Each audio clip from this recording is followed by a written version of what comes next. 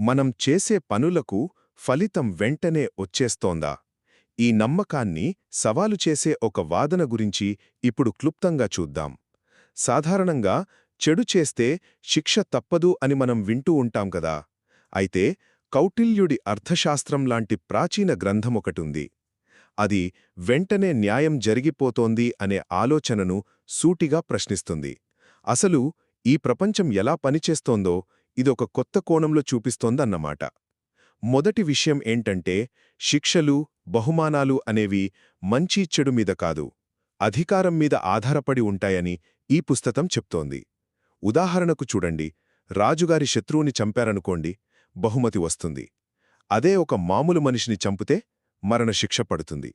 రెండూ హత్యలే, కాని ఆ పని అధికారానికి ఎలా ఉపయోగపడింది అనే దాన్ని బట్టే ఫలితం మారిపోయింది చూసారా. ఇక రెండవది, ఇదే రూల్ దొంగతనం, అబద్ధాలలాంటి వాటికి కూడా వర్తిస్తుంది.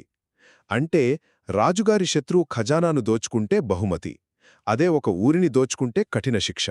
సో ఇక్కడ పాయింటేంటంటే, మీ పని అధికారానికి ఉపయోగపడుతుందా లేదా అనేదే ముఖ్యం. చివరిగా ఒక ముఖ్యమైన విషయం, అర్థశాస్త్రం కర్మ సిద్ధాంతాన్ని పూర్తిగా వద్దనట్లేదు, కేవలం తప్పు చేయగానే శిక్ష పడిపోతుంది అనే సింపుల్ ఐడియాని మాత్రమే కాదంటోంది. ఎందుకంటే కర్మ అనేది చాలా సంక్లిష్టమైనది, దాని ఫలితాలు వెంటనే కనిపించకపోవచ్చు. ఈ ప్రపంచమేం వెండింగ్ మెషీన్ కాదు గదా, చెడు చేయగానే వెంటనే శిక్ష పడిపోవడానికి.